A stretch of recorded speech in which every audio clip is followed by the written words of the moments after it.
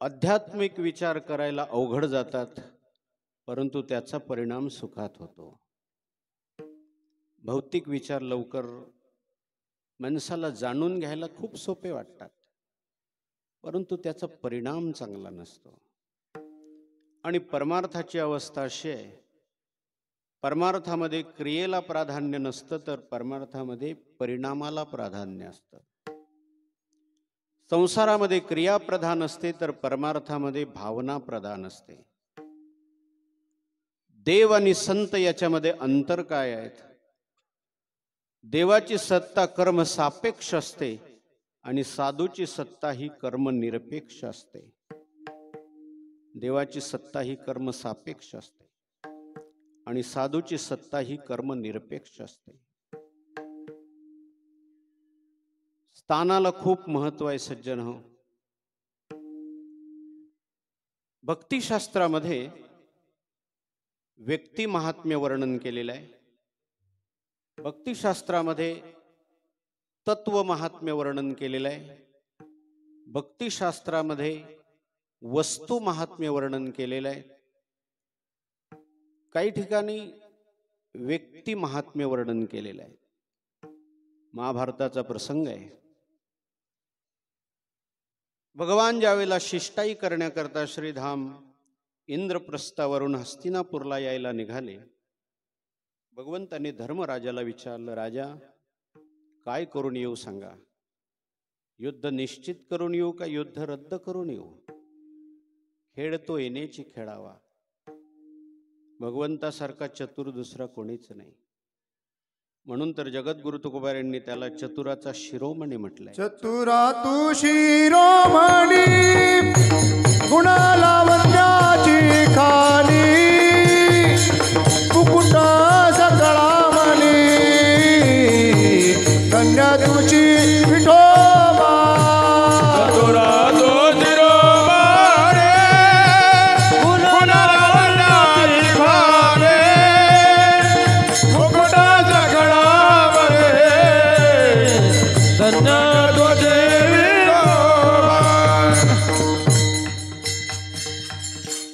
चतुरांचा शिरोमणी आहे.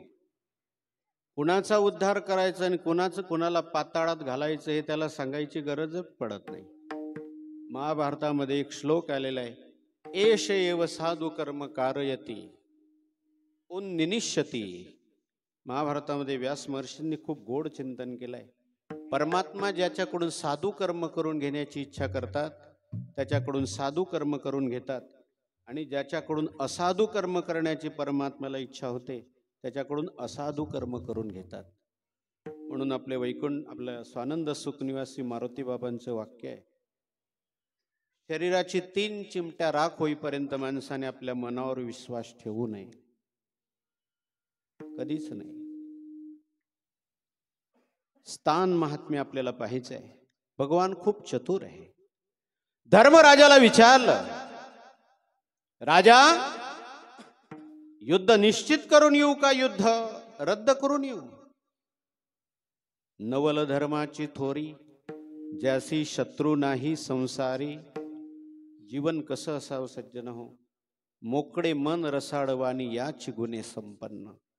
लक्ष्मी ते ऐशा नावे भाग्य जावे तरी त्यांनी. धर्मराजाचं जीवन ते होतं. आपल्याला कुणाला शत्रू समजू द्या, आपण कुणाला शत्रू समजू नका. महाभारतामध्ये अजून एक चिंतन आलेलं आहे. श्रुत्वा द्रौपदी यांच्याबद्दलचा एक संवाद आहे. श्रूयताम धर्म सर्वस्व श्रुत्वा चैवावधार्यताम आत्मनः प्रतिकूलानि परेशाम न समाचरेत. आपल्याला जे वाईट वाटतं ते दुसऱ्याबद्दल आपण करू नका. इथेच व्यासांनी धर्माची व्याख्या सांगून दिलेली आहे. आपल्याला जे वाईट वाटतं ते दुसऱ्याबद्दल करू नका.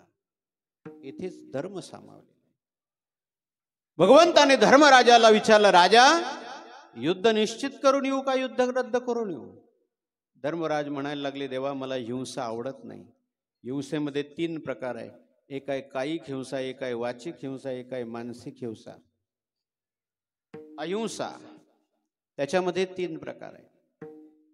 धर्मराजाने सांगितलं, देवा मला हिंसा आवडत नाही, ती कायिक हिंसाही आवडत नाही, वाचिक हिंसाही आवडत नाही आणि मानसिक हिंसाही आवडत नाही. धर्मराजाने कायिक हिंसा तर केलीच नाही, पण वाचिक हिंसा देखील जीवनामध्ये कधीच नाही केली. दुर्योधनाला सर्व दुर्योधन म्हणायचे, पण धर्मराज दुर्योधनाला दुर्योधन कधीच म्हणत नव्हते. धर्मराज दुर्योधनाला सुयोधन म्हणायचे. वचने किम दरिद्रता. धर्मराज दुर्योधनाला सुयोधन म्हणायचे. आपल्या संस्थेचा एक मुकुटमणी वैकुंठवासी स्वानंद सुखनिवासी भाऊसाहेब महाराज वरोलीकर यांचं एक वाक्य परंपरेने ऐकण्यात आलेलं आहे. ते म्हणायचे, शस्त्राने केलेली जखम बरी होते, पण शब्दाने केलेली जखम कधीच बरी होत नाही. शब्दाने जर जखम झाली तर त्याला वाचिक हिंसा म्हणतात. वाचिक हिंसा. आणि शब्दाने कोणाला जखम करू नका. संसारी माणसाला सांगण्याची जशी गरज आहे, तसं परमार्थिक जीवन जगणाऱ्या व्यक्तीलाही आज हे सांगण्याची गरज पडते. धर्मराज म्हणाल, दुर्योधनाला सुयोधन म्हणायचे. वाचिक हिंसा नाही, मानसिक हिंसेचा तर संबंधच येत नाही. शारीरिक हिंसा देखील धर्मराजाकडून झाली नाही. म्हणून धर्मराजाचा रथ जमिनीच्या 1 हात वर चालत होता. 1 हात वर चालायचा. तुम्ही म्हणाल की धर्मराजा हे अवतार होते यमधर्माचे, त्यांच्यासारखा आम्हाला करता येईल का? नर करणी करे तो नरका नारायण बन जाय. केले होय याची जन्मे, अवघे विठोबाच्या नामे. तुका मने कर्मे किंवा तुका मनवरे मै जाणून या तरस. काय नाही करू शकत आपण, फक्त आपण त्याचा प्रयत्न नाही करू शकत. आपण प्रयत्न करतच नाही. कीर्तन ऐकत असताना उद्धाराचं साधन म्हणून जर ऐकलं तर पुन्हा डबल सप्ताह करायची गरजच पडणार नाही. पण आपण कीर्तन हे उद्धाराचं साधन म्हणून ऐकत नाही. अलीकडे तर कीर्तन नावावर चाललेलं आहे. नव्हे, एक वाक्य सांगेल, साधूचा मोठेपणा देखील आज अलीकडे परमार्थामध्ये पैशावर विकला जातोय. मोठा कोण? जो जास्त पैसे घेतो तो मोठा. साधूचा मोठेपणा देखील पैशावर विकला जातोय. भगवान धर्मराजाला म्हणायला लागले, राजा काय करून येऊ? धर्मराज म्हणायला लागले, देवा युद्ध नकोय, युद्ध नकोय मला. नकुल सहदेवाला विचारलं. नकुल सहदेव हे धर्मराजाचे सावत्र भाऊ आहे. नकुल सहदेवाला विचारलं, तुम्हाला तुमचं काय मत आहे सांगा. नकुल सहदेव म्हणायला लागले, दादा काय म्हणतायत ते सांगा. म्हणजे धर्मराज काय म्हणतायत ते सांगा. भगवंताने सांगितलं की धर्मराजाने सांगितलं युद्ध नको आहे, म्हणजे मग आम्हाला विचारूच नका. इतका विश्वास पाहिजे. सक्के भाऊ आणि सावत्र भाऊ केवढा फरक आहे. अलीकडे सक्के भाऊ देखील एकमेकाच्या पाय ओढण्याच्या मागे लागलेले आहे. उत्कर्ष सहन होत नाही. पुन्हा रामायणातला एक श्लोक सांगेल, प्रसंग येईल तेव्हा. धर्मराज नाही म्हणताय ना, मग आम्हाला युद्ध नको आहे. 3 मत एका बाजूला झाले युद्ध नको म्हणून.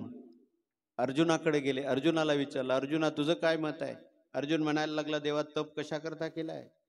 एवढे शस्त्र कशा करता मिळवले? युद्ध करायचं, युद्ध झालं पाहिजे.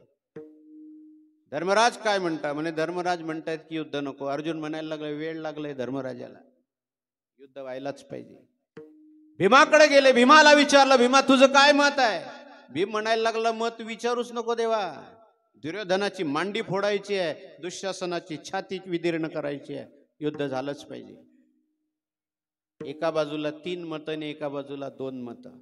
एकाच घरामध्ये असे मतं पडले. तेव्हापासूनच चालत आली ही परंपरा. एका बाजूला 3, एका बाजूला 2. देवाने विचार केला, याच घरातला अजून एक सदस्य राहिलाय, द्रौपदी. द्रौपदीकडे गेले. द्रौपदीला विचारले, द्रौपदीचं काय मत आहे? युद्ध व्हायला पाहिजे का नको? द्रौपदी म्हणायला लागली, धर्मराज काय म्हणतायत ते नको म्हणतायत. भीम अर्जुन काय म्हणतायत ते युद्ध झालं पाहिजे म्हणतायत. तुझं काय मत आहे? द्रौपदीने आपले केस देवाला दाखवले. देवा हे केस मोकळे आहे. सौभाग्यवती स्त्रियांचे केस मोकळे राहत नाही. कशा करता मोकळे? दुःशासनाच्या छातीचं रक्त या केसाला लावेल, त्याच वेळेला मी वेणी घालणार आहे. युद्ध झालंच पाहिजे. आता 3 मतं युद्ध झालं पाहिजे आणि 3 मतं युद्ध व्हायला नको. भगवान मग आता ठरवतायत का आता माझ्या मनाला जे वाटेल ते मी करेल. आणि भगवान तिथे गेले. भगवान ज्या वेळेला जायला लागले, दुर्योधनाला माहिती होतं की भगवान हे भक्त वत्सल आहे. माझ्याकडे येणार नाही जेवायला. विदुराच्या घरापासून जो रस्ता जाणार होता, दुर्योधनाने तो रस्ता बदलून टाकला. सांगितलं या रस्त्याने कृष्णाला आणायचं आणि दुसऱ्या रस्त्याने आणायचं. राजकारणी होता दुर्योधन. राजकारण राजकारणाच्या ठिकाणी करावं, परमार्थामध्ये राजकारण येऊ नये. दुर्योधन राजकारणी होता. दुर्योधनाने रस्ता बदलून टाकला आणि दुर्योधनाने आपल्या सेवकांना सांगून दिलं, हे बघा, कृष्ण हा गवड्याचा मुलगा आहे. तो ज्यावेळेला आपल्या या सभेमध्ये येईल त्यावेळेला कुणीच उठून उभं राहायचं नाही, त्याला सन्मान द्यायचा नाही. आपलं धर्मशास्त्र असं सांगते, एखादा व्यक्ती जर आला तर आपण आपलं आसन सोडलं पाहिजे. हा शिष्टाचार आहे. दुर्योधनाने सांगितलं कोणीच उठून उभं राहायचं नाही, त्याचा अपमान करायचा. तिथूनच सुरुवात करायची, अपमान करायचा. आणि जो उठून उभा राहील त्याला मी मृत्यूदंड देईल. दुर्योधनाची आज्ञा आहे. कोण उभं राहणार आहे? ज्यावेळेला भगवान त्या सभेमध्ये आले, सभेमध्ये भगवान येता बरोबर कोणीच उठलं नाही, पण सर्वात अगोदर दुर्योधनच उठून उभा राहिला. तो विसरलाच आपण काय नियम केलाय, तोच उठून उभा राहिला. आणि दुर्योधन उठून उभा राहिल्यानंतर बाकीचे बसतील का? मग सर्व उठून उभे राहिले. कशा करता उदाहरण सांगितलं, याला म्हणतात व्यक्ती सामर्थ्य. भगवान कृष्ण येता बरोबर दुर्योधन उठून उभा राहिला. ठरवलं होतं उभं राहायचं नाही, तरी उभा राहिला. याच्यामध्ये दुर्योधन विसरला असं नाही, हे भगवान कृष्णाचं सामर्थ्य होतं. दुर्योधन उठून उभा राहिला, याला म्हणतात व्यक्ती सामर्थ्य. सज्जन हो, इच्छा जरी नसली तरी बाबांच्या समोर गेल्यानंतर, गुरुवर नथुसिंग बाबांच्या समोर गेल्यानंतर एकदा मी 2 लोकांचा संवाद ऐकलाय बरं का. एक बंसी बाबा उबाडे आणि त्यांच्याबरोबर अजून कोणीतरी होतं. 2 लोकांचा संवाद मी दौऱ्यामध्ये ऐकलाय. ते म्हणायचे, नथुसिंग बाबा आणि मोठे बाबा यांचं जीवन जसं नाथ महाराजांनी ज्ञानोबरायांच्या बद्दल वर्णन केलंय, नमो ज्ञानेश्वरा निष्कलंका, तसं आमच्या या 2 महात्म्यांचं जीवन नमो निष्कलंका. जिथे कामाचा दाग नाही, जिथे क्रोधाचा दाग नाही, जिथे लोभाचा दाग नाही, निष्कलंक जीवन. तुम्ही मला कीर्तन दिलं म्हणून नाही बोलत आहे मी, म्हणून नाही बोलत आहे. संतांचं वर्णन का करावं? विशुद्ध सत्वस्य गुणा प्रसादा, स्वात्मानुभूती परमा प्रशांती, तृप्ती प्रहर्ष परमात्मनिष्ठा, यया सदा आनंद रसम समृच्छति. विठ्ठल विठ्ठल विठ्ठल विठ्ठल विठ्ठल विठ्ठल विठ्ठल विठ्ठल विठ्ठल विठ्ठल. साधूकडे पाहण्याच्या 3 नजर आहे. उत्तम नजर, मध्यम नजर आणि एक कनिष्ठ नजर. साधूकडे पाहण्याच्या या 3 नजर आहे. काही लोकांची साधूकडे पाहण्याची कनिष्ठ नजर असते, काहींची साधूकडे पाहण्याची मध्यम नजर असते आणि काहींची साधूकडे पाहण्याची कनिष्ठ नजर असते. केवळ चमत्काराच्या दृष्टीने साधूकडे पाहणं ही कनिष्ठ नजर आहे. चालविली जडविंती हरले चांगयाची भ्रांती. चालविली जडविंती हरले चांगयाची भ्रांती. चालविली जडविंती हरले चांगयाची भ्रांती. चालविली जडविंती हरले चांगयाची भ्रांती. मोक्ष मार्गीचा सांगाती ज्ञानोबा माझा. मोक्ष मार्गीचा सांगाती ज्ञानोबा माझा. मोक्ष मार्गेचा जागाती ज्ञानोबा माझा. मोक्ष मार्गेचा जागाती ज्ञानोबा माझा. चालविली जडविंती चालविली जडविंती. चालविली जडविंती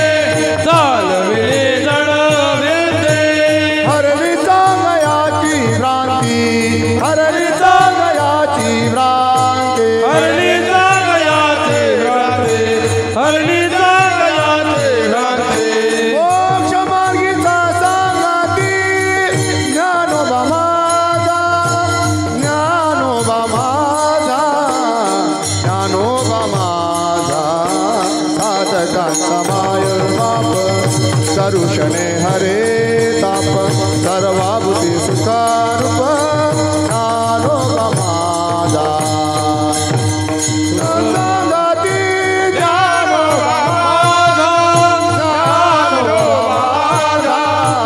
ज्ञानोबा माझा साधकांचा माय बाप करुषणे हरे ताप सर्वाभूती सुखारूप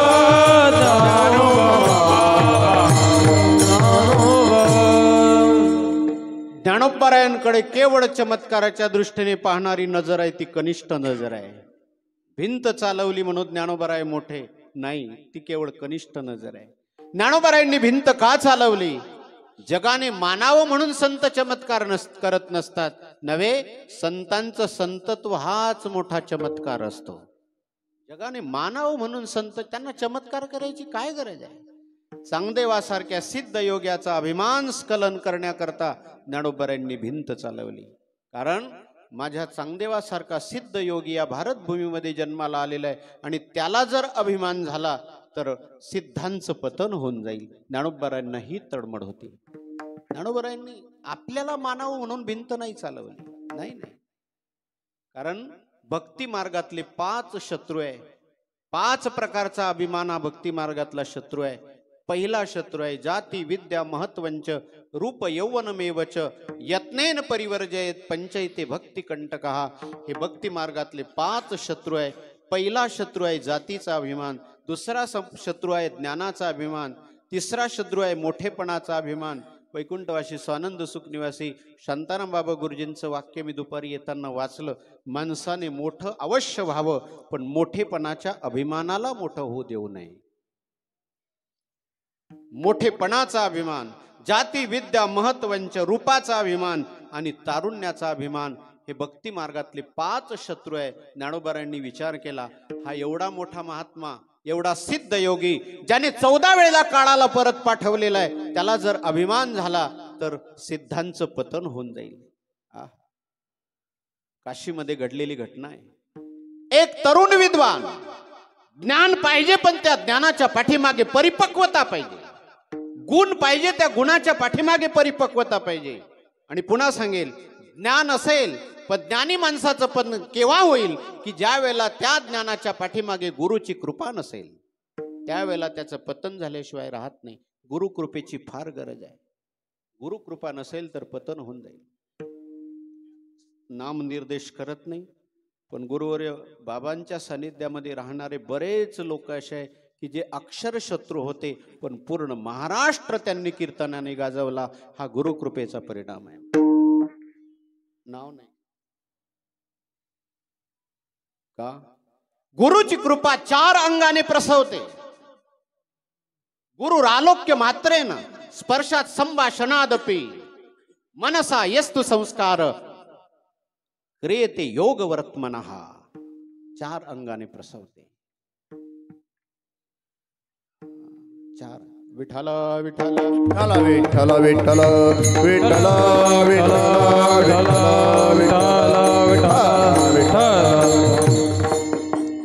उदाहरण सांगतो. काशीला एक विद्वान,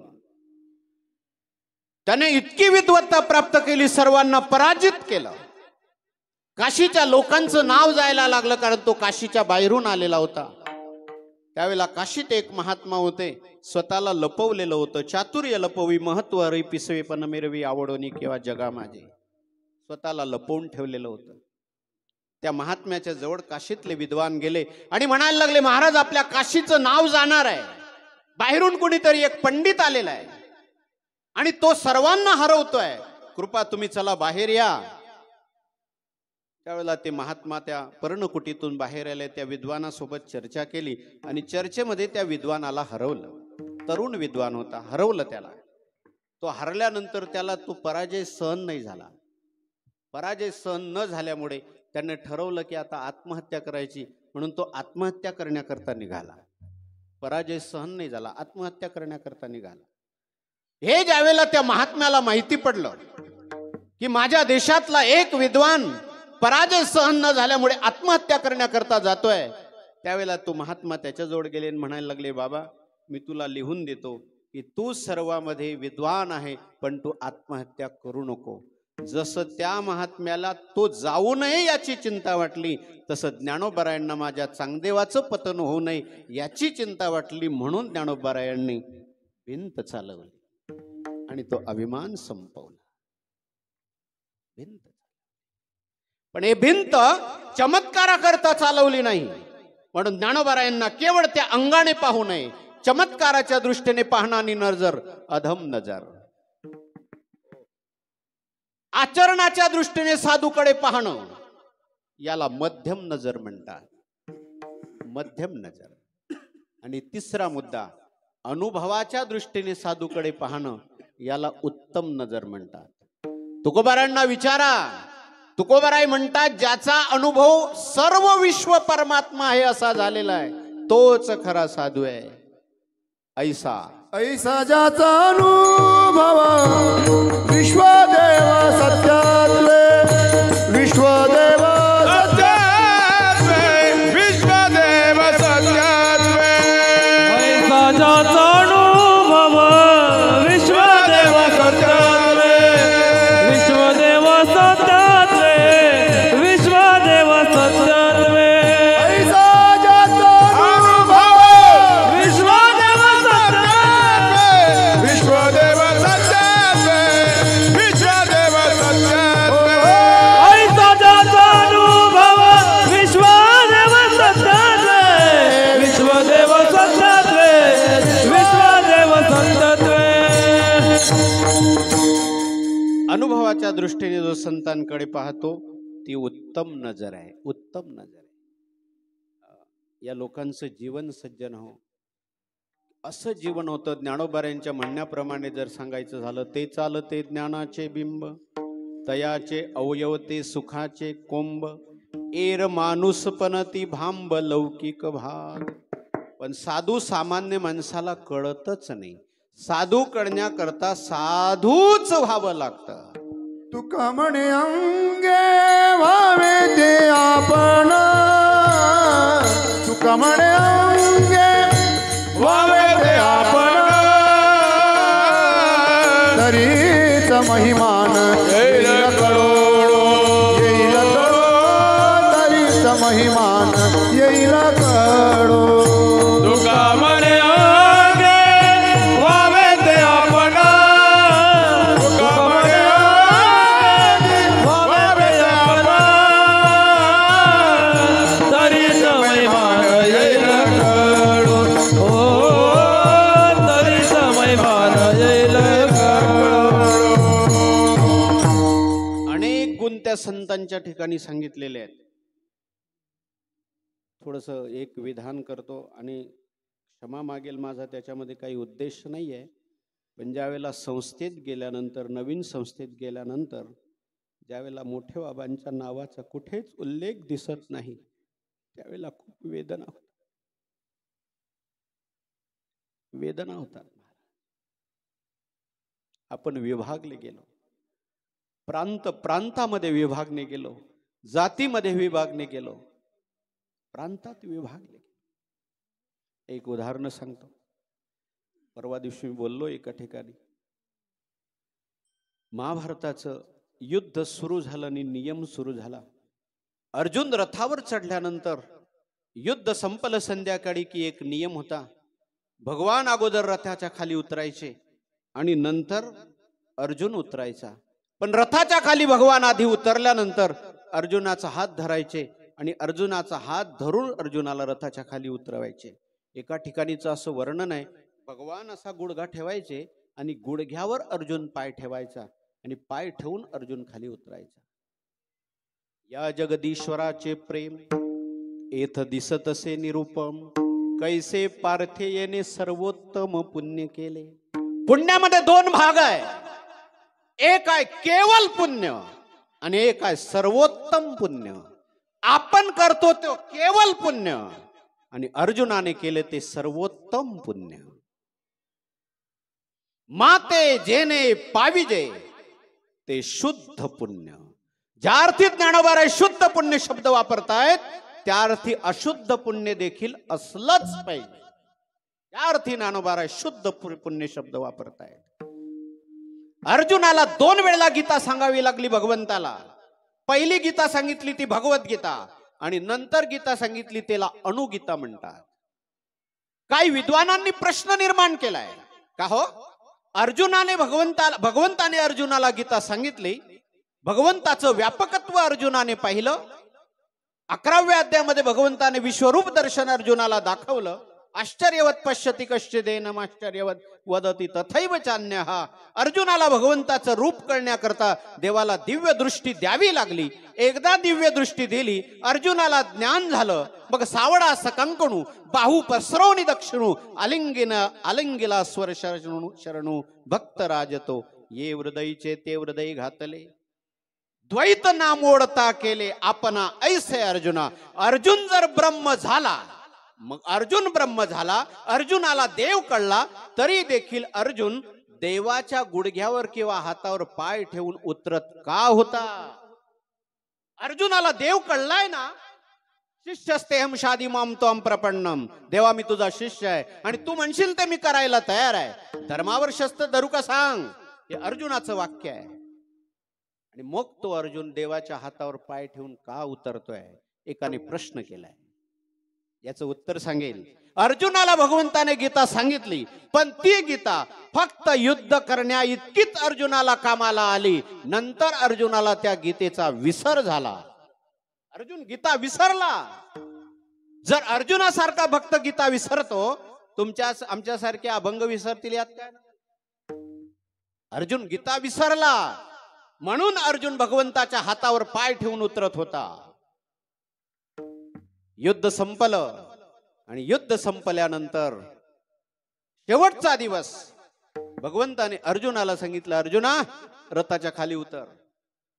अर्जुनाचा रथ कसा होता? धर्म रथ होता. ध्वजस्तंभावर भगवान शंकर आहे. सारथी सर्व जगन्नियंता परमात्मा सारथी आहे. दिव्य रथ आहे आणि त्या दिव्य रथावर आरूढ असणारा भगवान अर्जुनाला सांगतोय, अर्जुना अगोदर रथाच्या खाली उतर. अर्जुन म्हणायला लागला, देवा नियम काय आपला? अगोदर तुम्ही उतरा, माझा हात धरा, मग मी उतरेल. भगवान म्हटले, तो रोजचा नियम होता, आताचा तो नियम नाही. आता अगोदर तू खाली उतर. अर्जुनाला रथाच्या खाली उतरवलं, लांब पाठवलं आणि लांब पाठवून भगवंताने ते रथाचे दोर, घोड्यांचे दोर फेकून दिले आणि एकदम उडी मारली आणि भगवान लांब गेले. भगवान ज्यावेळेला लांब गेलेले त्यावेळेला तो रथ असा धड धड धड धड पेटायला लागला.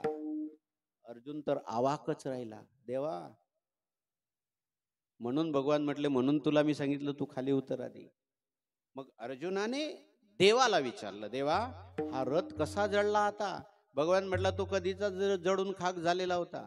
पितामह भीष्माचार्यांसारखेचे बाण, कर्णाचे बाण, द्रोणाचार्यांचे बाण लागून तो रथ अरे कधीचाच जळालेला होता. पण तुझ्या रथावर भगवान शंकराच्या रूपाने हनुमंतराय विराजमान आहे. तुझ्या रथावर मी विराजमान होतो, म्हणून तुझा रथ आजपर्यंत शाबूत दिसत होता, नाहीतर तो जळालेला होता. हा सांगितला दृष्टांत. आता सिद्धांत आहे का? ज्या दिवशी वैकुंठवासी मोठे बाबा संस्था रूपी रथातून खाली उतरले, त्या दिवशी रथ पेटायला लागला. अनेक गोष्टी घडल्या. माणसाने वैयक्तिक स्वार्थाला बाजूला सारलं पाहिजे. परमार्थ वाद मिटवण्याकरता असतो, वाद वाढवण्याकरता नसतो. वाद मिटवण्याकरता असतो. वैकुंठवासी गुरुवर्य बाबा जन्मभूमीवर जेवढे राहिले नाही तेवढे या भूमीमध्ये राहिले, वागडूत भूमीमध्ये. म्हणून टेंभ्यापेक्षा आमचे वागडूतचे लोक जास्त भाग्यवान आहे. तुम्ही जास्त भाग्यवान. त्या संतांच्या चरण रजाचं तेज अजूनही या परिसरामध्ये दडवडत आहे. अजूनही या परिसरामध्ये दरवडत आहे. काय केलं त्या महात्म्यांनी आपल्या जीवनामध्ये? असं पहिली गोष्ट, विशुद्ध सत्वस्य गुणप्रसादः स्वात्मानुभूती परमा प्रशांतः प्रसन्नतः चित्ताची चंचलता संपली त्यांच्या. साधूचं चित्त चंचल का नसतं? भक्तिशास्त्रामध्ये त्याची 10 कारणं सांगितलेली आहे. पहिलं कारण चित्त चंचल होतं विषयाने, आणि विषय हे दुःख रूप आहे हे साधूला जाणीव आहे, म्हणून साधूचं चित्त चंचल नसतं. दोघं महात्म्यांचा लासलगावला सत्कार झाला. आमचे ज्येष्ठ श्रेष्ठ वासुदेव बाबा तिथे असतील. दोघांचा सत्कार झाला. काही पैसे त्यांना मिळाले. बाबांनी, नथुसिंग बाबांनी तर त्या पिशवीकडे पाहिलंही नाही असं म्हणतात, आणि मोठे बाबांनी ते पैसे संस्थेमध्ये टाकून दिले. विषयाने मन चंचल होत. तो विषय दुःखरूप आहे हे महात्म्यांना माहित आहे, म्हणून त्यांच्या जीवनामध्ये चंचलता येत नाही. दुसरी गोष्ट, विषय हे मृगजळासारखे आहे. ज्ञानोबा काय गोड बोलतात, विषयाचं सुख आहे कसं? विषयाचे समसुख वेगळाची बाहुली, विषयाचे समसुख वेगळाची बाहुली, विषयाचे समसुख वेगळाची बाहुली, विषयाचे समसुख वेगळाची बाहुली, विषयाचे समसुख वेगळाची बाहुली, विषयाचे समसुख वेगळाची बाहुली, विषयाचे समसुख वेगळाची बाहुली, विषयाचे समसुख वेगळाची बाहुली, अमराची सावली जाईल राया, अमराची सावली जाईल अमराची सावली जाईल राया, अमराची सावली जाईल कवणाचे मायबाप कवणाचे गणगोत, कवणाचे मायबाप कवणाचे गणगोत, कवनाचे मायबाप कवनाचे गणगोत, कवनाचे मायबाप कवनाचे गणगोत. बरं, सुखाकरता ते प्रपंचामध्ये प्रवृत्त होतील तर प्रपंचातून सुखाचा संबंधच नाही. बरं, सुख इतरत्र शोधावं ते सुख आपलं स्वरूप आहे, ते प्राप्तच आहे.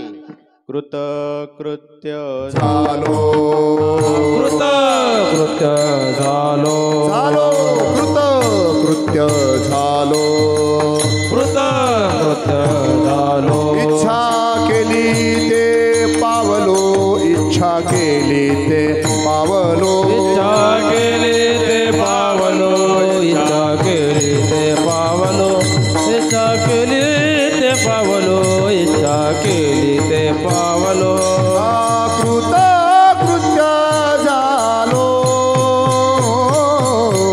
इच्छा केली ते पावलो, हो इच्छा केली ते पावलो, कृत कृत्य झालो, इच्छा केली ते पावलो, कृत कृत्य झालो,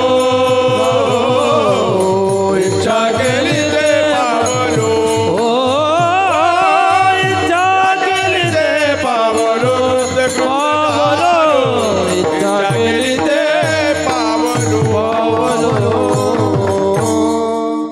निरंकुशा तृप्ती त्या महात्म्यांना प्राप्त आहे. त्यामुळे विषयाकडे जाण्याचा संबंधच येत नाही, सुखाकडे जाण्याचा प्रयत्न नाही, कारण सुख त्यांचं स्वरूप आहे. त्याच्यामुळे चंचलता येऊच शकत नाही त्या महात्म्यांना.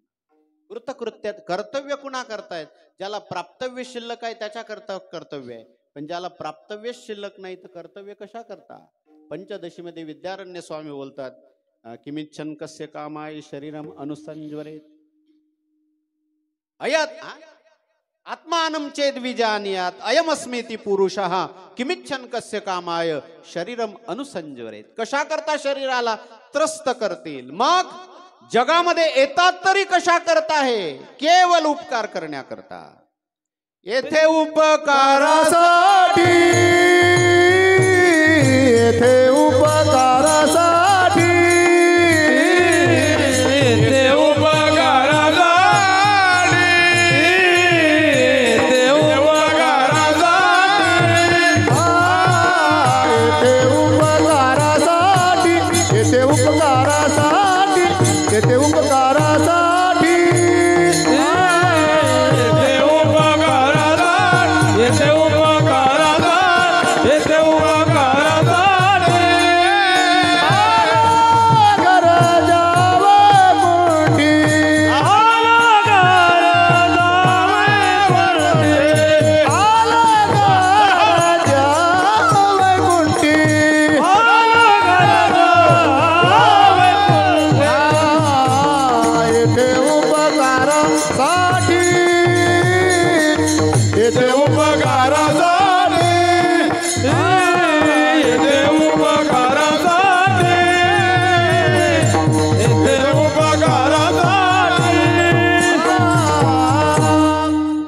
संतांचे अनेक लक्षणं आहे, अनेक गुण आहे त्यांच्या जीवनामध्ये. संत कशाला म्हणतात तर त्या या अभंगातला मुख्य विषय, या अभंगाचा केंद्रबिंदू आहे दया. ज्या वेळेला या जगती तलावर ते साधू येतात त्यावेळेला आल्यानंतर अनेक प्रकारचे लोक या जगामध्ये आहे, अनेक दुःखाने त्रस्त झालेले लोक या जगामध्ये आहे. त्या सर्वांना आपलं म्हणून त्यांना आपलंसं करून मोक्ष स्वरूपापर्यंत नेतात. अभंगाच्या पहिल्या चरणात त्या साधूचं लक्ष जे का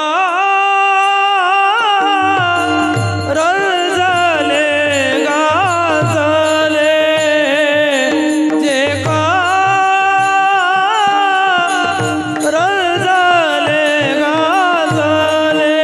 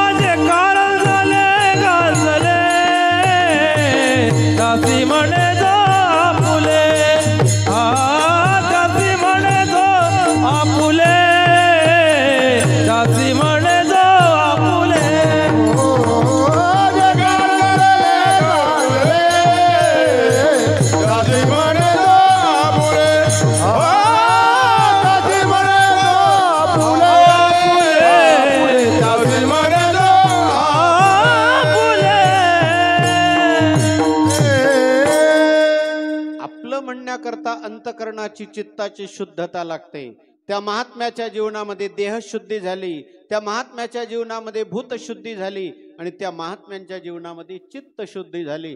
म्हणून जो समोर येईल त्याला ते आपलं म्हणतात. जो समोर येईल तो कोणी असू द्या, रंजलेला असू द्या का गांजलेला असू द्या.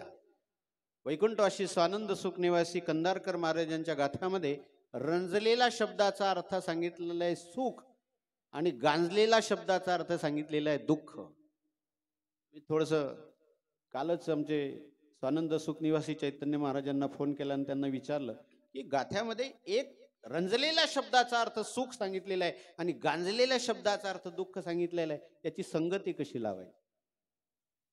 कालच त्यांना फोन केला मी, संगती कशी लावायची. त्यावेळेला त्यांनी सांगितलं रंजलेला शब्दाचा अर्थ सुख लावता येईल पण ते प्रापंचिक सुख लावता येईल आणि गांजलेल्या शब्दाचा अर्थ दुःख लावता येईल तेही प्रापंचिक दुःखच लावता येईल. त्याचा एक अर्थ लावायचा त्रस्त झालेला. त्यावेळेला पुन्हा अजून थोडीशी चर्चा पुढे गेल्यानंतर त्यांनी एक वाक्य सांगितलं, रंजलेल्या शब्दाचा अर्थ लावायचा वर्तमान दुःखाने रंजलेला संतप्त झालेला आणि गांजलेल्या शब्दाचा अर्थ लावायचा पुराण्या दुःखाने जुन्या दुःखाने संतप्त झालेला. पूर्वजन्मी पाप केले हे बहु विस्तारिले, पूर्वजन्मी पाप केले ते बहु विस्तारिले, विषय सुख नाशिवंत सेविता तिमिर कोदले, विजय सुख नाशिवंत सेविता तिमिर कोदले. 84 लक्ष योनी फिरता दुःख भोगिले,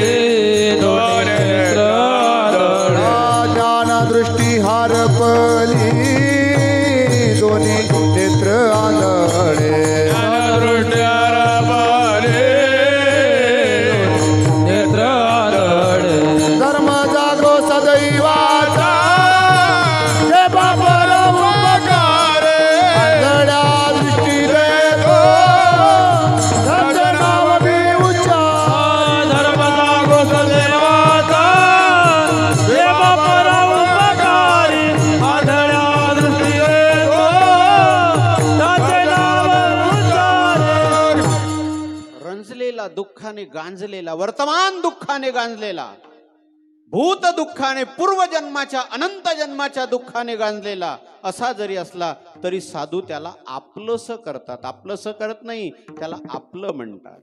आहा, ही दयेचा भाव आहे. बघा, भगवान आणि संत यांच्या दोघांमध्ये दया आहे. देवाच्याही जीवनात दया आहे आणि साधूच्याही जीवनात दया आहे. देव आणि साधू दोघांच्या दयेमध्ये अंतर काय आहे? देवही दया करतात, पण देव मारून दया करतात आणि साधू जवळ करून दया करतात. एक शस्त्राच्या द्वारा दया करतात, तर एक शास्त्राच्या द्वारा दया करतात. दोघांमध्ये अंतर आहे. एक शस्त्राच्या द्वारा दया करतात. कृष्ण को निजासी मारी, तो पावे ब्रह्म साक्षात्कारी. मा कृपेने जासी उद्धरी, तो कैशा परी न पवेल. आगा राजसुई आगाच्या सभासदी, देखता त्रिभुवनाची मांदी. कैसा दुर्वाक्य शब्दी निस्ते जिलासी, ऐशिया अपराधी या शिशुपाळा. तू आपण पेठाव दिदला गोपाळा, उत्तान चरणाची या बाळा. काय ध्रुवपदी जाळ, तो वनाला याची लागी. जे बैसावे पितयाच्या उत्संगी, जे चंद्र सूर्यादिका परिस जगी. श्लाघ्य केला, जे विषाचे निस्तन पाने मारू आली. विठला विठला विठला विठला विठला विठला विठला विठला. भगवान रावणाला मारतात पण दया किती करतात पहा ना तुम्ही. अगोदर शिष्टाई करण्याकरता अंगदाला पाठवलं. अंगदा जा, रावणाकडे जाऊन शिष्टाई करू नये. अजूनही रावणाला सांग वेळ गेलेली नाहीये, माझी सीता मला परत कर. अजूनही वेळ गेलेली, तुला मी जीवदान देईल. याच्यापेक्षा दयेचं उदाहरण कोणतं म्हणू अजून? अंगद ज्यावेळेला शिष्टाई करून आला तरी रावणाने ऐकलं नाही. भगवंताची कृपा, भगवंताने प्रेरणा, लंकेमध्ये राहणाऱ्याच 3-4 लोकांवर प्रेरणा करून त्यांना रावणाला समजवण्याचं सांगितलं. पहिला आहे माल्यवान. माल्यवानाला सांगितलं, माल्यवानाने रावणाजवळ रावणाला सांगितलं, रावणा अरे सीतेला परत कर. ही भगवंताचीच प्रेरणा माल्यवानाच्या अंतकरणातून रावणापर्यंत पोहोचली. दुसरं मंदोदरीने सांगितलं. मंदोदरी रावणाला म्हणताय, महाराज जेव्हापासून सीता आपल्या लंकेमध्ये आली तेव्हापासून किती उत्पात व्हायला लागले, किती मुलं मेले आपले. इंद्रजितासारखा मुलगा मेला, कुंभकर्णासारखा भाऊ गेला. अजूनही सांगते तुम्ही युद्ध बंद करा. एकांतामध्ये दोघंही बसलेले होते आणि एकांतामध्ये बसलेले असताना मंदोदरीने रावणाला समजवण्याचा प्रयत्न केला. महाराज आता तरी आहे का, सीतेला परत करा. रावण म्हणायला लागला, तुला का मी वेडा समजतोय? तुम्हाला मी सीतेला का चोरून आणलं? आपला नाथ महाराजांची भावार्थ रामायणामधली ओवी आहे. मंदोदरी ऐक, पंचवटी रामा सन्मुख जाता, तईच पावतो सायुज्यता. ज्या वेळेला मी रामाच्या समोर जर गेलो असतो, पंचवटीला गेल्यानंतर राम जाण्याची मी वाट का पाहत होतो. रामाच्या समोर जर गेलो असतो तर तेव्हाच माझा उद्धार झाला असता. मग सीतेला का चोरून आणलं? सकल कुल उद्धारणार्था सीता चोरून आणली. कुळाच्या उद्धाराकरता मी सीतेला चोरून आणलं. रावण आजकालच्या लोकांपेक्षा बरा आहे. आजकालचे लोक फक्त आपलंच पाहतात, भाऊबंधाचा विचारच नाही. रावणाने भाऊबंधांचा विचार केला की यांचा उद्धार कोण. अलीकडे फक्त विठोबा रखमाई टिकोबा टिकमाई काय म्हणतात, दोघी नवरा बायको, तिसरा चालतच नाही. हापूसचे आंबे आणले तर दरवाजा बंद करून नवरा बायको आंबे खाता. ही आजची परिस्थिती आहे. रावण म्हणायला लागला, ज्या वेळेला मी पंचवटीला गेलो होतो त्याच वेळेला मुक्त झालो असतो, पण माझ्या कुलाच्या उद्धाराकरता मी सीता चोरून आणलेली आहे. पुन्हा एक वाल्मिकी रामायणामधला एक श्लोक सांगेल सज्जनो. आजची परिस्थिती अशी आलेली आहे, अर्थातुराणाम न पिता न बंधू. ज्यावेळेला पैशाची अपेक्षा निर्माण होते माणसाला, त्यावेळेला भाऊही पाहत नाही, आई पाहत नाही, बापही पाहत नाही. विठ्ठल विठ्ठल विठ्ठल विठ्ठल विठ्ठल विठ्ठल विठ्ठल विठ्ठल विठ्ठल. महाराजांनी तर त्या मला वाटतं 23व्या अध्यायामध्ये धनाच्या मागे जे 15 अनर्थ सांगितलेले आहेत, त्याच्यावर 192 ओव्या नाथ महाराजांनी लिहिलेल्या आहेत.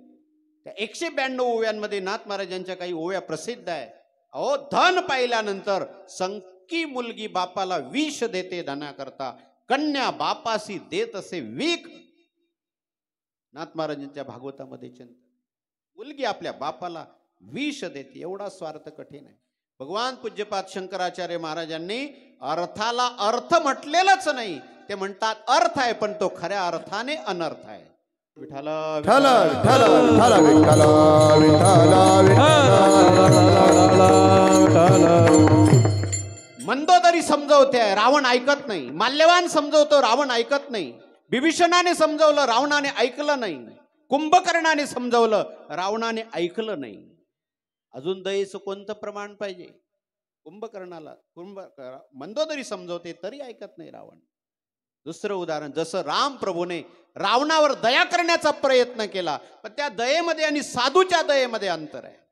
भगवंताने दया केली पण त्याचा निग्रह करून त्याच्यावर दया केली, आणि संत अनुग्रह करून दया करतात.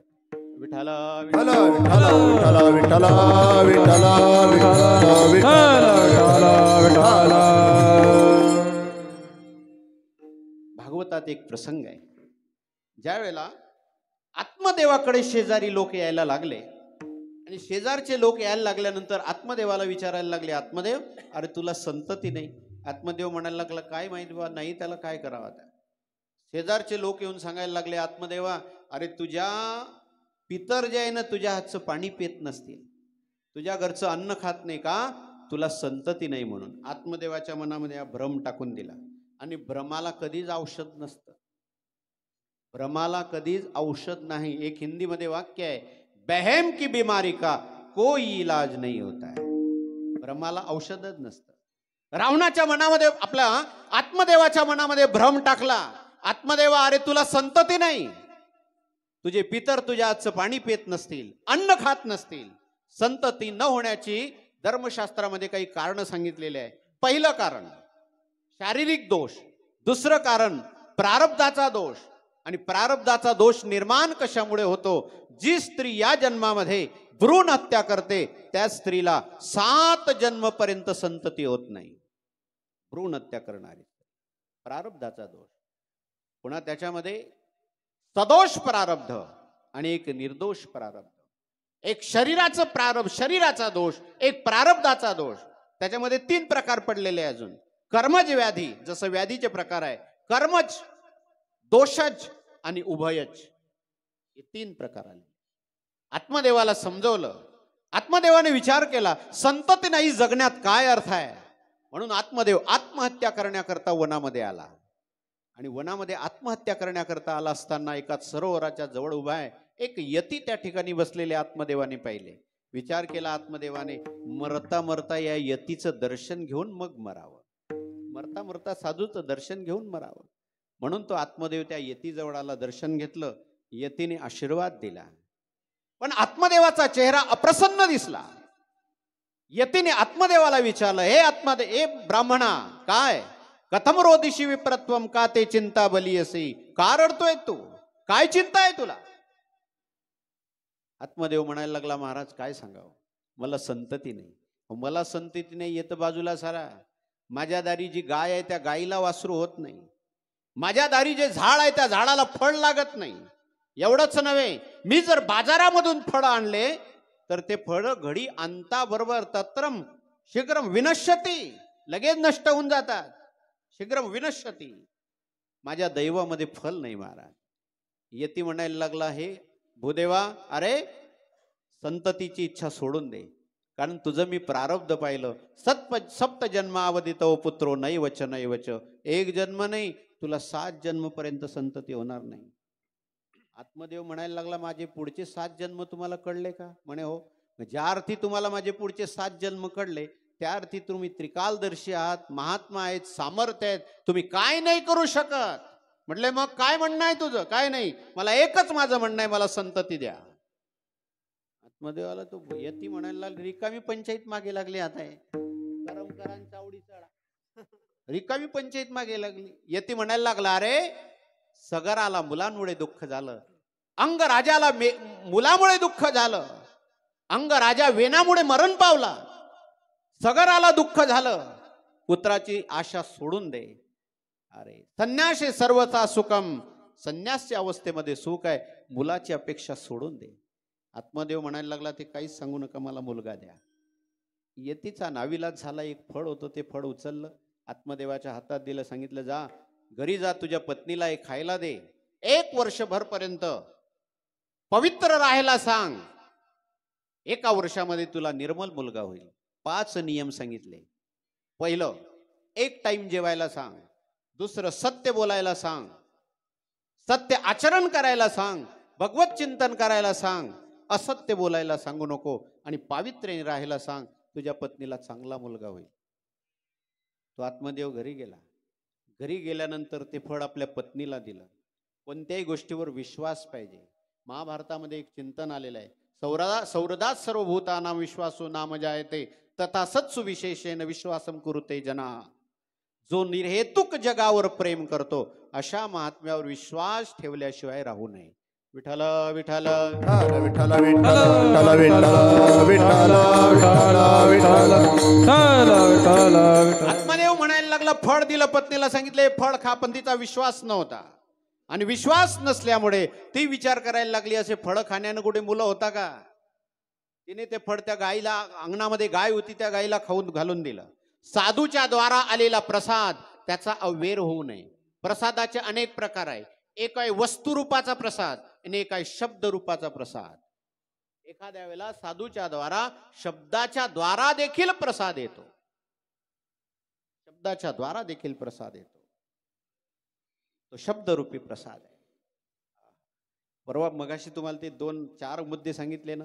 गुरुच्या द्वारा प्रसवणारी कृपा 4 अंगाने होते, त्याच्यातलं एक अंग आहे शब्दरूपी प्रसाद. शब्दाच्या द्वारा कृपा प्रसवते, शब्दाच्या द्वारा. हस्तामलक नदीच्या अलीकडे होते.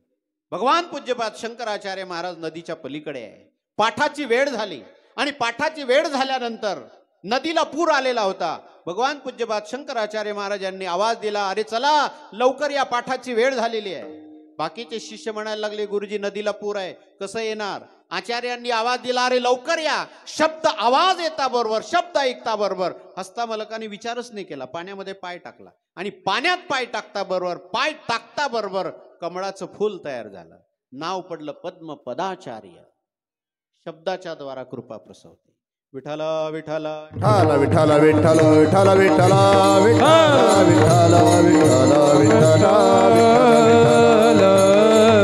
विठ्ठल. आणि कृपेचा जर अव्हेर झाला तर परिणामाला सामोरे जावंच लागतं. इथलंच उदाहरण देतो. आमचे स्वप्नील महाराज बसलेले आहे. मी असं ऐकलंय की त्यांना बाबांनी सांगितलं होतं की डोंगरावर जाऊ नको. शब्दाचा अव्हेर झाला, परिणाम तुमच्या समोर आहे. त्यांना विचारून घ्या. नाही शब्दाच्या द्वारा कृपा प्रसवते. एखाद्या वेळेला स्पर्शाच्या द्वारा कृपा प्रसवते. रेडा वेद बोलूच शकत नाही, सुतराम शक्यता नाही ती, पण तरी देखील ज्ञानोबरायांच्या सानिध्यामध्ये आलेला रेडा स्पर्श करता बरोबर वेद बोलायला लागला. हा प्रसादाचा परिणाम आहे. आणि तोही कोणता वेद. ज्ञानदेव म्हणे बोलिले ऋग्वेद, बोलिला ऋग्वेद. ज्ञानदेव म्हणे बोलिले ऋग्वेद, बोलिले ऋग्वेद. ओंकार हा शब्द, ओंकार हा शब्द प्रणवाचा. ओंकार हा शब्द, ओंकार हा शब्द प्रणवाचा. ज्ञानोबाऱ्यांनी रेड्याला सांगितलं, बोली रे ऋग्वेद, ओंकार हा शब्द प्रणवाचा. एखाद्या वेळेला संकल्पाद्वारा कृपा प्रसवते, प्रसाद होतो. नाथ महाराज रामायण लिहित होते, आणि लिहिता लिहिता नाथ महाराजांना वाटलं बस आता आपलं आयुष्य संपवायचं आहे आपल्याला. पुढचे अध्याय बाकी होते. नाथ महाराजांच्या शिष्यांनी विचारलं, महाराज हे पुढचं रामायण कोण पूर्ण करेल. त्यांना असं वाटलं नाथ महाराज त्यांच्या गादीवर आपल्यालाच बसवते. कोण करील हे पूर्ण. नाथ महाराज विचार केला, काहीच नाही. तो गावबा असा बाजूला बसले होता मागे, शेवटी एकदम जिथे चपला काढतो तिथे. चातुर्मास्यामध्ये असताना स्वानंद सुख निवासी गाथामूर्ती चंद्रशेखर महाराजांच्या गाथ्याला जाण्याचा योग, त्यांच्या पाठाला जाण्याचा योग यायचा. एके दिवशी गाथ्याला एक चातुर्मासामध्ये एक ग्रस्त तुम्ही पाहिलाय की नाही मला माहिती नाही, पूर्ण असं डोळ्याला चिपड्या आलेल्या, एकदम मलिन धोतर नव्हतं, असं काहीतरी पैजामासारखं घातलेलं, शर्ट फाटलेलं, आणि जिथे आपण ती चपला काढायचो जुन्या मठामध्ये त्यावेळेस तिथे त्या चपलांजवळ ते बसायचे, चपलांजवळ बसायचे. कोणीच त्यांच्याकडे चांगल्या नजरेने पाहू शकत नाही, तिरस्कृत नजरेने पाहतील अशी अवस्था. तोंडातून लाळ गळत होती, नाकातून शेंबूड आलेला, आणि ती व्यक्ती तिथे बसायची. एके दिवशी मी सहज एका जणाला म्हटलं, का हो ही कोण व्यक्ती आहे? त्यावेळेला त्या व्यक्तीने सांगितलं, हे कोण आहे तुम्हाला सांगू, या व्यक्तीचा गाथा आणि ज्ञानेश्वरी दोन्ही ग्रंथपाठ आहे, दोन्ही ग्रंथपाठ. आपण नाही ओळखू शकत सज्जनाव, कोण जाणे कोणा घडे उपासना. म्हणून तृणादपि शुनीचेन तरोरपि सहिष्णीना माननेना मान देन कीर्तनेयस्य हरिम सदा. कधी नेहमी जीवनामध्ये स्वतःला कधी श्रेष्ठ समजू नका. गवताच्या काडीपेक्षा स्वतःला कनिष्ठ समजा आणि समोरच्या माणसाला आपण अमानी बनून समोरच्या माणसाला मान द्या. विठ्ठल विठ्ठल विठ्ठल विठ्ठल विठ्ठल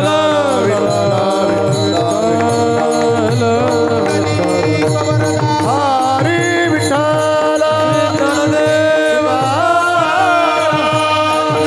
भगवान की जय.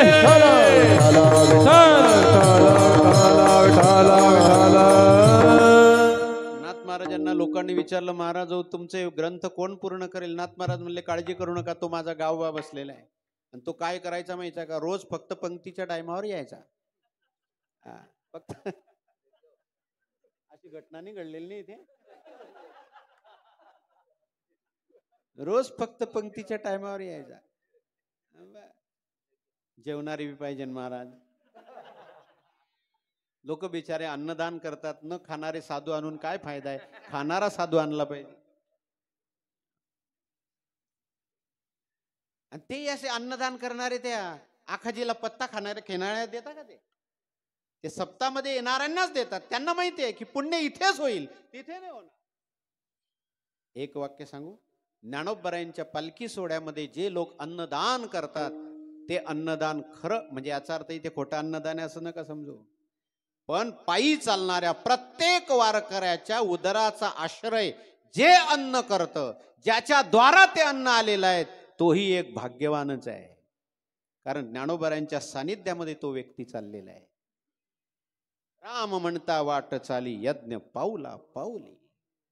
ज्याच्या अन्नाच्या द्वारा त्याला चालण्याची ताकद आलेली आहे, ते काय सामान्य आहे? जिजाबाई तुकोबारायांना भाकरी आणून द्यायची, पण ज्या अन्नाच्या द्वारा, ज्या भाकरीच्या द्वारा जगद्गुरु तुकोबारायांमध्ये भजन करण्याची ताकद आली, बाह्य का होईना, व्यवहारिक ताकद का होईना आली, त्या ताकदचा परिणाम, त्या अन्नाचा परिणाम तुकोबारायांच्या आधी जिजाबाईला देवाचं दर्शन झालं. तुकोबारायांच्या आधी जिजाबाईला देवाचं दर्शन झालं. फलाचा अव्यय होऊ नये. नाथ महाराजांनी सांगितलं, माझा गावबा रामायण लिहिल. आवाज दिला गाव, ए गावबा ये इकडे बस इथे. नाथ महाराजांनी बोलवता बरोबर गावबाने पुढचं रामायण पूर्ण केलं. अजून असा मायचा लाल जन्माला आला नाही की नाथ महाराजांच्या ओव्यान गावबाच्या ओव्यांमध्ये फरक करून दाखवेल म्हणून. ही ताकद मनसंकल्पाच्या द्वारा गुरुची कृपा प्रसवते. विठ्ठल विठ्ठल विठ्ठल विठ्ठल विठ्ठल विठ्ठल विठ्ठल विठ्ठल विठ्ठल विठ्ठल. साधूने दिलेल्या प्रसादाचा अव्यय होऊच नाही. एखाद्या कीर्तनकाराच्या गळ्यामध्ये असलेला हार, त्या हाराचाही अव्यय होऊ नये. देवाच्या ग्रंथावर वाहिलेलं पुष्प, तो प्रसाद आहे, त्याचाही अव्यय व्हायला नको. कारण वरासनी पाषाण तो न म्हणावा सामान्य. वरासनी पाषाण तो न म्हणावा सामान्य. त्यातल्या त्यात पुन्हा अजून एक तुकोबारायांचं प्रमाण आहे, कथा ही हरिभक्ताच्या मुखातूनच ऐकावी. येही प्रमाण हरिदासामुखी हरिकथा श्रवण. तेने पुण्या पुण्य विशेष पुण्या पुण्य विशेष पुण्या पुण्य विशेष पुण्या पुण्य.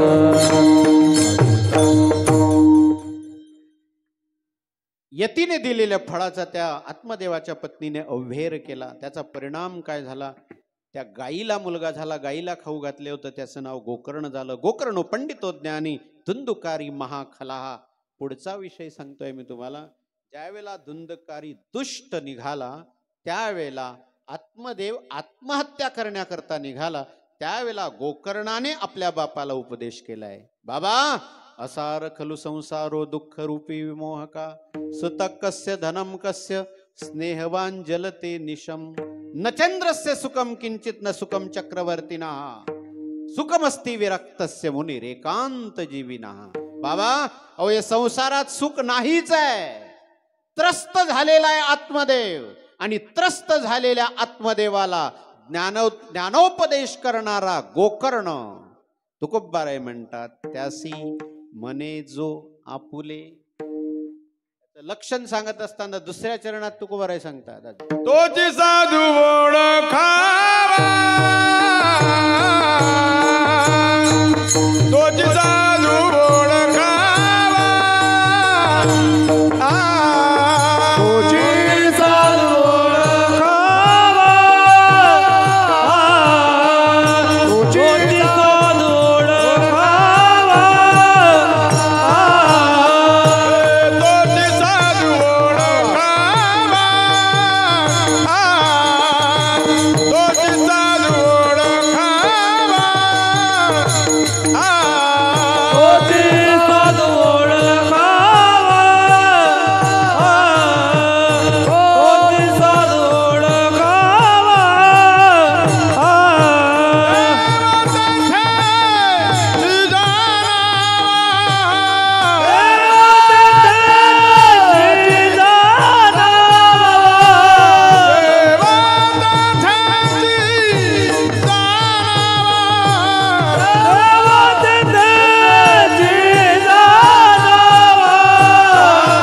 तोची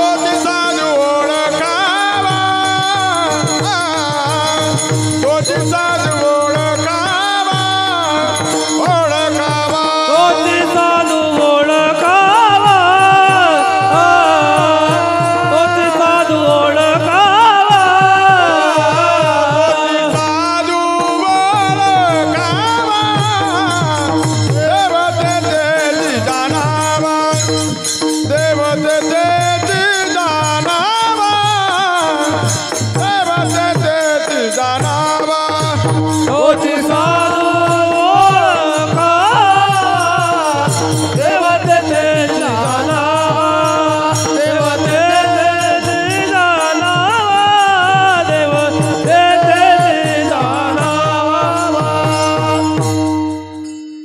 संसारामध्ये रंगलेला, दुःखाने गांजलेला असा जो जीव आहे, त्याला जो आपलं म्हणतो तो साधू आहे. तोची साधू ओळखावा, देव तेथेची जाणावा.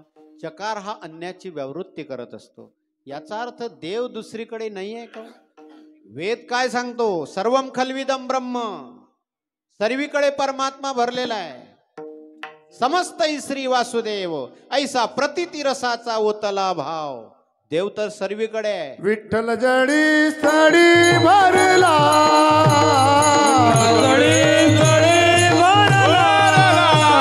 रिता ठाव नाही उरला,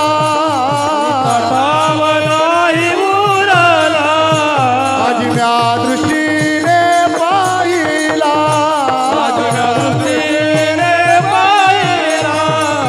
विठ्ठलाची विठ्ठलाची विठ्ठल म्हणता हरले पाप, विठ्ठल म्हणता हरले पाप, विठ्ठल म्हणता हरले पाप, म्हणता हरले पाप. विठ्ठल जडी स्थळी भरला, सर्वीकडे रीता ठाव नाही उरला. सर्वीकडे भरलेला आहे तुकोबराय कसं म्हणतात देव तेथेची जाणावा. पुन्हा चकार सांगतायत तुकोबराय देव तिथेच आहे दुसरीकडे नाहीच. जास्त लांबवत नाही लगेच स्पष्ट करून पुढे जातो. देवाचे 2 रूप आहे एक मूर्त रूप आणि एक अमूर्त रूप. द्वाविमो ब्रह्मणे रूपे मूर्तंच अमूर्तंच. ज्ञान चक्षुने जो कळतो तो अमूर्त आहे पण चर्म चक्षुने जो कळतो तो मूर्त आहे. पुन्हा एक आहे सामान्य आणि एक आहे विशेष. लाकडामध्ये अग्नी आहे. सांख्य आणि आपल्या याच्या ठिकाणी एक सूत्र आलेलं आहे जी वस्तू जिथे असते तिथूनच ती प्रगट होते. सत्कार्यवाद्याचा नियम आहे. लाकडात ज्या अर्थी अग्नी लाकूड पेटताय त्या अर्थी लाकडात अग्नी असला पाहिजे. पण लाकडात असणारा अग्नी हा सामान्य आहे आणि ज्या वेळेला त्याचं घर्षण केलं जातं त्यावेळेला तो विशेष होतो. तसं परमात्मा जगामध्ये सामान्य सर्वीकडे भरलेला आहे पण मंथोनी नवनीता तैसे घे अनंत मंथोनी नवनीता तैसे अनंत. तुरी नवनीता तैसे घे अनंत. मंथोनी नवनीता तैसे अनंत. वाया व्यर्थ कथा सांडी मार. वाया व्यर्थ कथा सांडी मार. वाया व्यर्थ कथा सांडी मार. देव सर्वीकडे आहे ना. एखाद्या दारू पिणाऱ्याच्याही अंतकरणात देव नाही आहे का? किंबहुना सर्वीकडे जर आहे ना तो दारू पिणाऱ्याजवळ नाहीये का? तुकोबराय का म्हणतात की तेथेची जाणावा. आपल्याला तरी फक्त मंदिरातच देव दिसतो. दारू पिणाऱ्याला 4 दिशेला देव दिसतो. आपल्याला मंदिरातच दिसतो फक्त. तुम्ही दारू पिणारा पाहते असं ग्लास घेता हातामध्ये आणि ग्लास हातामध्ये घेतल्यानंतर प्यायच्या आधी देवाला देतात. असं बोट घालतात तिच्यात. हे बोट घालायचं नाही हे अहंकाराचं बोट आहे. दारू पिणार कोणीच नाही म्हणायचं अहंकाराचं बोट आहे. हे पाण्यात घालायचं नाही दारूतही घालायचं नाही. हे दुसरं बोट अनामिका घाला. अनामिका चांगलं बोट आहे. ते असं बोट घालतात त्याच्यात. पूर्वेकडे कृष्णार्पण, दक्षिणेकडे, उत्तरेकडे, पश्चिमेकडे, चारीकडे दारू फेकतात. स्वामी रामकृष्ण परमहंस बघा हे पूर्वीपासूनच आलेलं आहे महाराज. सज्जनाजवळ एखादा असज्जन राहतोच. काय करतात पूर्वीपासून चालत आलेले. स्वामी रामकृष्ण परमहंसांच्या प्रवचनाला अनेक लोक यायचे. एक त्यांचा शिष्य म्हणजे तो स्वतःला त्यांचा शिष्य समजायचा. स्वामी नाही समजायचे की आपला शिष्य आहे म्हणून. पण तो दारू पिऊन यायचा. बाकीचे म्हणायचे महाराज वा दारू पिऊन येतो याला येऊ देत जाऊ नका ना हाकलत जा ना याला. स्वामी म्हणायचे काय करावं जे का रंजले गांजल काय करावं. तो यायचा आणि प्रवचनाला यायचा आणि समोरच बसायचा. झोपणाऱ्या माणसाने समोर बसू नये त्याने मागे बसावं. नेमके झोपणारे समोर बसतात. तुम्ही नाही बरं झोपणारे समोर. तो प्रवचनाला यायचा आणि दारू पिऊन यायचा. दर्शन घ्यायचा. दर्शन घेतल्याशिवाय जायचा नाही. बाकीचे शिष्य रामकृष्ण परमहंसाला म्हणायला लागले महाराज दारू पिऊन येतो याला सांगत जा ना येऊ नको जाऊ. त्यावेळेला रामकृष्ण परमहंस एके दिवशी मनावर घेतलं आणि म्हणायला लागला अरे बाबा तू माझ्या दर्शनाला येतो म्हणले हो. म्हणे मग दारू पिऊन येत जाऊ नको दारू सोड. तो म्हणायला लागला महाराज दारू सुटणार नाही. म्हणे मग मला सोड. म्हणे तुम्ही सुटणार नाही. अरे एक तर दारू सोड एक तर मारा सोड. म्हणे दोन्ही सुटणार नाही. मग काय करावं साधू आहे.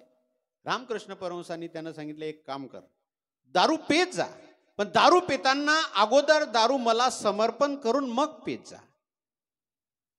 तो म्हणले काय हरकत नाही. दुसऱ्या दिवशी गेला घरी. त्यांचं कपाट भरलेलंच राहतं. ते बाटली काढली ग्लासमध्ये टाकली. ग्लासमध्ये टाकल्यानंतर गुरुने सांगितलं होतं की माझं स्मरण करायचं आणि मग दारू प्यायची. त्याने हातामध्ये ग्लास घेतला. स्वामी रामकृष्णांचं स्मरण केलं. स्मरण करून तोंडाला ग्लास लावणार. सांगितलं होतं की मला समर्पित करायची आणि मग प्यायची. तोंडाला ग्लास लावणार गुरुला समर्पित करायची आहे. पण त्याच्या मनामध्ये विवेक जागा झाला आणि विवेक जागा झाल्यानंतर तो विचार करायला लागला एवढी अपवित्र दारू माझ्या पवित्र अशा गुरुला मी कशी देऊ. हातचा ग्लास खाली पडला दारू सुटली. साधूची कृपा व्हायला वेळ लागत नाही. फक्त समोरचा व्यक्ती तसाही अधिकारी असला पाहिजे. कृपा व्हायला वेळ नाही लागत. विठ्ठला विठ्ठला विठ्ठला विठ्ठला विठ्ठला विठ्ठला विठ्ठला विठ्ठला विठ्ठला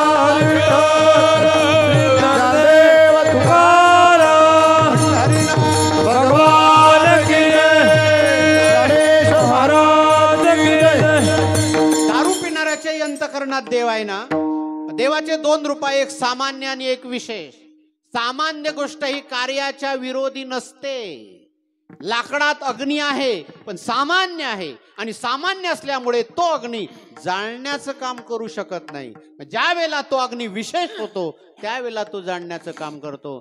तसं सर्वांच्या हृदयामध्ये देव आहे, पण तो सर्वांच्या हृदयात असणारा देव पापनाशाचं काम करू शकत नाही. साधूच्या हृदयात असणारा देव पापनाशाचं काम करतो. म्हणून तर पाप ताप दैन्य जाय उठा उठी झालिया भेटी हरिदासाची. जे बाबा एक दौऱ्यामध्ये एक चाल म्हणायचे, त्रिविध तापाची. त्रिविध तापाची झाली बोडवन, झाली बोडवन, झाली बोडवन. त्रिविध तापाची झाली बोडवन, झाली बोडवन. त्रिविध तापाची झाली बोडवन, झाली बोडवन, झाली बोडवन. त्रिविध तापाची झाली बोडवन, झाली बोडवन. त्रिविध तापाची झाली बोडवन, झाली बोडवन, झाली बोडवन. त्रिविध तापाची झाली बोडवन, झाली बोडवन. त्रिविध तापाची झाली बोडवन, झाली बोडवन, झाली बोडवन. त्रिविध तापाची झाली बोडवन, झाली बोडवन. देखिल्या चरण वैष्णवांचे, देखिल्या चरण वैष्णवांचे. देखिल्या चरण वैष्णवांचे. मज वाटे त्यासी आलिंगन द्यावे, आलिंगन द्यावे, आलिंगन द्यावे. मज वाटे त्यासी आलिंगन द्यावे, आलिंगन द्यावे. मज वाटे त्यासी आलिंगन द्यावे, आलिंगन द्यावे, आलिंगन द्यावे. मज वाटे त्यासी आलिंगन द्यावे, आलिंगन द्यावे. देखिल्या चरण वैष्णवांचे, देखिल्या चरण वैष्णवांचे. देखिल्या चरण वैष्णवांचे. मज वाटे त्यासी आलिंगन द्यावे, आलिंगन द्यावे, आलिंगन द्यावे. मज वाटे त्यासी आलिंगन द्यावे, आलिंगन द्यावे. मज वाटे त्यासी आलिंगन द्यावे, आलिंगन द्यावे, आलिंगन द्यावे. मज वाटे त्यासी आलिंगन द्यावे, आलिंगन द्यावे. आलिंगन द्यावे. मज वाटे त्यासी आलिंगन द्यावे. त्याच्यामध्ये पुन्हा अजून दोन अवच्छेदक, एक स्वरूप अवच्छेदक आणि एक स्मरण अवच्छेदक. स्वरूप अवच्छेदकाने परमात्मा सर्वीकडे आहे, पण स्मरण अवच्छेदकाने तो साधू जवळ आहे. म्हणून तुकोबाराय म्हणतात, देव तेथेची जाणावा, विठ्ठलाचे नाम ज्याचे मुखी नित्य, त्या देखिल्या पतित उद्धरती. म्हणून देव तेथेची जाणावा.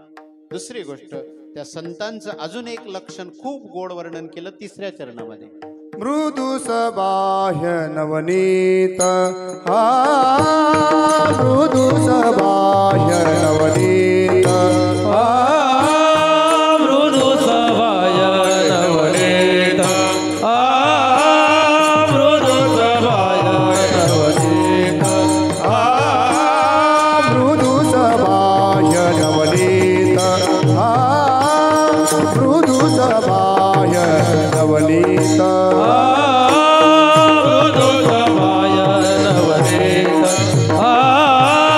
मृदु सबाह्य नवनीत. तैसे सज्जनाचे चित्त, तैसे सज्जनाचे चित्त. तोची साधू ओळखावा, तोची साधू ओळखावा, ओळखावा. तोची साधू ओळखावा. तैसे सज्जनाचे चित्त, तैसे सज्जनाचे चित्त. तोची साधू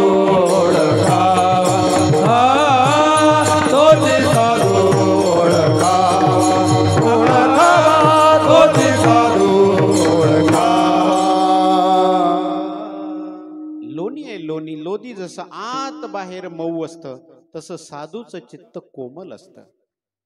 किती कोमल असतं साधूचं चित्त. रामायणामध्ये एक उदाहरण आलंय. किती कोमल असतं याच्याबद्दल एक बाबांचं उदाहरण देतो, बोधे बाबांचं, आणि कीर्तनाला समाप्तीपर्यंत नेतो. वैकुंठवासी गाथामूर्ती बोधे बाबांच्या जवळ एके दिवशीचा प्रसंग आहे. वैकुंठवासी अमृत बाबा नरखेडकर बाबांना एका व्यक्तीबद्दल म्हणाले, म्हणे बाबा तो व्यक्ती तुम्हाला एवढा त्रास देतो, तुम्ही त्याला इथे ठेवता कशा करता? नाव नाही सांगत बरं.